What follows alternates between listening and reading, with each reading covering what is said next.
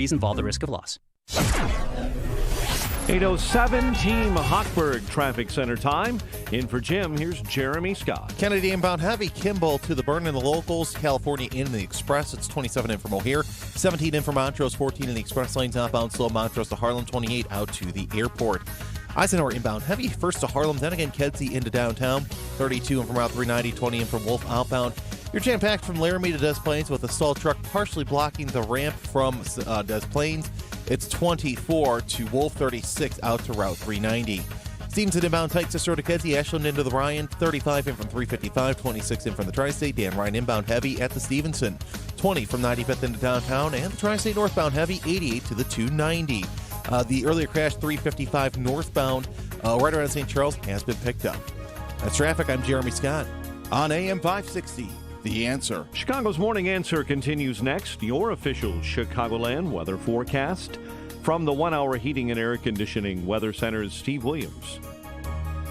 Cloudy with occasional rain this afternoon, the high 40s. Some rain this evening, otherwise cloudy tonight, low 30. Clouds for tomorrow morning, some sun by the afternoon, the high 36. Partly sunny Wednesday, high 27. I'm Steve Williams on AM 560, The Answer. Still dry for us, but light snow and rain on the way, 34 degrees. Next news at 8:30. Chicago's Morning Answer with Dan and Amy continues next on AM 560, The Answer. Listen to AM 560, The Answer, online at 560theanswer.com, on the AM 560 mobile app, and your Alexa-powered smart speaker, on TuneIn, iHeart, and radio.com. This is Chicago's Morning Answer with Dan Proft and Amy Jacobson on AM 560, The Answer.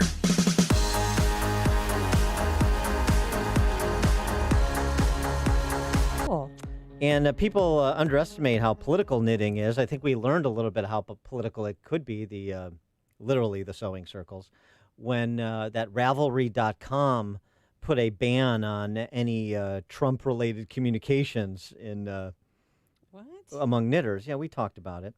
Knitting's a great way to lower your blood pressure, release some stress. I guess it depends on find your inner peace. What your colleagues are talking about.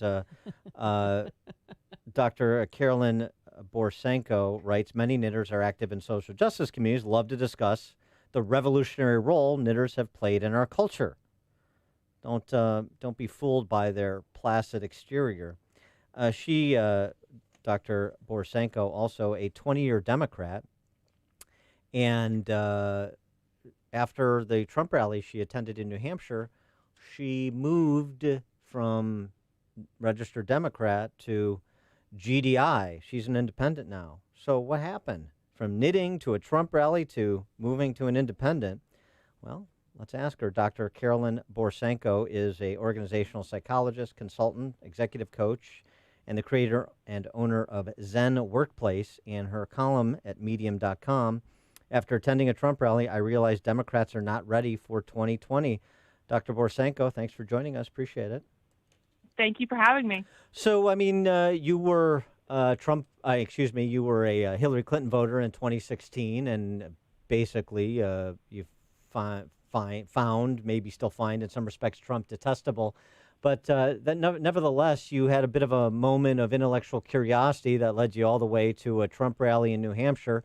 Explain that and explain what your perceptions were going in versus what you experienced coming out. Yeah, well, even to back up a little bit, I was a Bernie Sanders supporter in 2016, okay. and I kind of plugged my nose and voted for Hillary. Okay. But no, I think, after I witnessed the vitriol in the knitting community, and it's still going on, I'm still getting attacked today for all this stuff, it really made me question who I aligned myself politically with. And when I started questioning that, it just opens up this floodgate of other things that I hadn't considered before. And so I started making, about 6 months ago, a proactive effort to start listening to voices I thought I would disagree with, just to try to understand their perspective and see the world through their eyes. And, New Hampshire politics is a really fun thing to be around. We're very spoiled. And I had gone to see every single major Democratic candidate at one point or another. And Trump was there with his rally the day before the New Hampshire primary. And I thought, you know what? Why not? If nothing else, it's going to be a complete spectacle. Okay, and what did you take away from that first Trump rally? Well, the thing is, going into it, the people in my life, I mean, both liberal and conservative, were genuinely afraid for my safety when I told them I was going to this Trump rally. And so the very first takeaway. Get out your knitting was, needles, you know? well, I know. I was like, we carry sharp things in our purses. It's going to be okay. But no, the very first thing when I was waiting in line to get into the arena was that everyone was just so nice, and they were so just average, everyday people. They were people that, you know, you meet on the street and you just never think about, oh, they're an evil Trump supporter.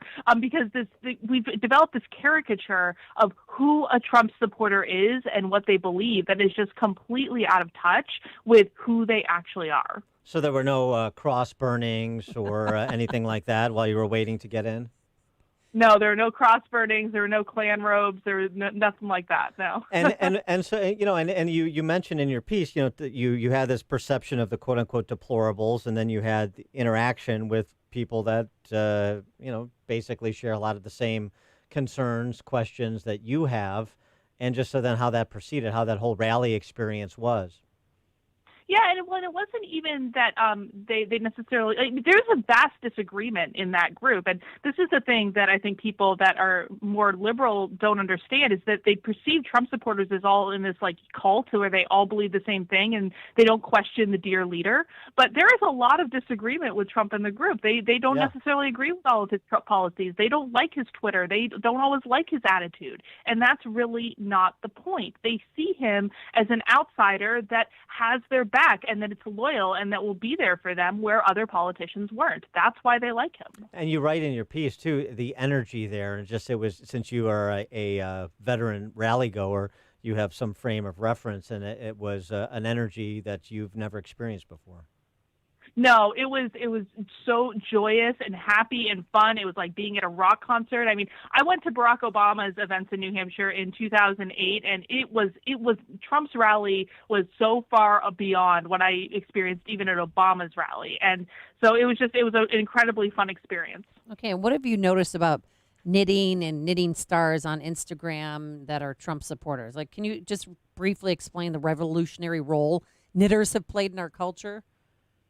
Oh, I'm not fully sure I even understand that, but after Ravelry banned all talk of Trump, there was definitely an inclination of people in the knitting community to go quiet about their beliefs if they supported him. They didn't feel like they could talk about it, because even if it wasn't even just Trump supporters, it was anyone who didn't walk in complete lockstep with extreme far left views on Instagram and in other places as well. They were attacked and mobbed incessantly, and it's still going on today. I mean, after I posted my article, there's this one woman that she's already been mobbed to an extreme way once. They started descending on her again and just harassing her and bullying her, and we report these things to Instagram as harassment and bullying, and Instagram goes, no, that's fine. We're okay with that.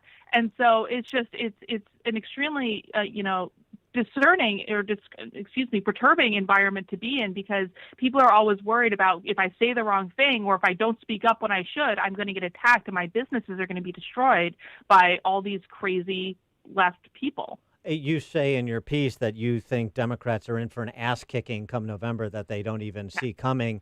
And I wonder if what you just described is at least one of the reasons why you think that. Well, I think it's so funny because, I mean, my article right now has like 2.8 million views on it, which is insane. And, I've heard from so many people who are trying to get their friends who are Democrats to read the article, and they just won't do it. They won't even take in information that is outside of their worldview. And I think that they've created these bubbles around themselves where they just don't want to acknowledge the broader reality. I think November is going to be a shock for them. And frankly, I think that they've got it coming. And then now, I mean, it's just important to note. I mean, you voted for Mayor Pete in the primary there in New Hampshire. You still, I'm sure, lean left on a number of issues, even though you moved your sort of formal registration to independent. So it's not like you had a Saul of Tarsus conversion and you're fully on board. It's just that you're just sort of asking questions and doing a little bit of a mirror check on what the left is saying versus how they're behaving. Yeah, that's exactly right. I really have no idea who I'm going to vote for in the general. It really depends on who the Democrats end up nominating. There are definitely candidates that I will not vote for under any circumstances. And I'm just keeping my options open. I said this in my article, but, I'm uncomfortable with the extremes that exist on the right. I'm also uncomfortable with the extremes that exist on the left. I just don't think it's healthy. And my real goal in putting my piece out there was more so just to humanize the people that are not in either extreme, but that maybe just have differences of opinions on how we should go about solving our problems. And at the end of the day, we have to start seeing each other as human beings because we're all on the same team. This is all of our country. And if we can't just get along and try to find ways to compromise and work towards that common goal together, I just don't know what that means for us as a larger society. Well, you said you were a Bernie bro or a Bernie fan. I was never a Bernie bro. No, never a Bernie bro. Excuse me. That came out wrong. I'm blonde. But what attracted you to Bernie Sanders in the first place back in the day? I grew up in Vermont. I have literally never known life without Bernie Sanders in it. And I love Bernie. I really do. I appreciate his consistency. I appreciate his passion. I think I had no problem with him in 2016. But now, though, I think he's just gone way too far left. And it's not so much Bernie, but it's the people working on his campaign and it's his supporters that actually terrify me. I do not want them running the country. All that talk about gulags and whatnot, a little disconcerting. Yeah, a little bit. Just a tad. Yeah. Well, also, I want to go back to something because you were talking about treating people who disagree with you like human beings. And that has formally been a posture rejected by so many Democrats. I mean, Maxine Waters, perhaps most famously, talking about you see a Trump supporter or you see somebody from the administration in public, go harass them, don't let them have dinner, so on and so forth. There is and I'm not saying this is everybody who's a Democrat voter at all, but there are people with profile in the party that are saying, basically, do not treat them as human beings. There needs to be a reckoning, not just for Donald Trump, but for everyone who voted for Donald Trump in 2016. Yeah, absolutely. And honestly, I look back at some of the things I said, a couple of years ago, and I carry a lot of shame and guilt right now for things that I said because I was doing exactly the same thing. I was going after people who were Trump supporters with every fiber of my being. And frankly, what people need to understand is that didn't make me feel good. That didn't make me feel powerful, and it didn't accomplish anything. It just pushed us further apart. And so we need to start trying different tactics because yelling at people, calling them Nazis, calling them white supremacists, that's not going to change their mind. You have to try to understand what their perspective is and try to understand where your common ground is and find compromise. Okay. Wow. It's. That's. You know what? I'm going to start knitting now. Well, that's what's going to happen. Those are. I need to actually. Those are yeah. Okay. Those are revolutionary statements, I guess, in the modern context. Unfortunately, she is Dr. Karlyn Borysenko, organizational psychologist. The Bloomberg may be able to use your services too. Apparently, with the Bloomberg culture, there, they could need some help. But she's also What's that? You could use my help for sure. Yes. Organizational psychologist, consultant, executive coach, and the creator and owner of Zen Workplace. Check out her piece on medium.com that I tweeted out. After attending a Trump rally, I realized Democrats are not ready for 2020. Dr. Borysenko, thanks for joining us. Appreciate it. Thank you so much. Take care. Yeah, and she joined us on our turnkey.pro answer line. You're listening to Chicago's Morning Answer with Dan Proft and Amy Jacobson on AM 560. The Answer. Sheet metal is a big part of commercial and industrial facilities. Look around your business and you'll quickly notice how many components use sheet metal. From fan systems and hoods to machinery guards and much more. For top quality sheet metal work, get to know the pros at Vans Industrial. Hi, I'm Dave Van Camp, owner of Vans Industrial. Vans Industrial is an industrial sheet metal contractor that can fabricate all types of alloys up to 1-inch plate. We perform jobs including chute,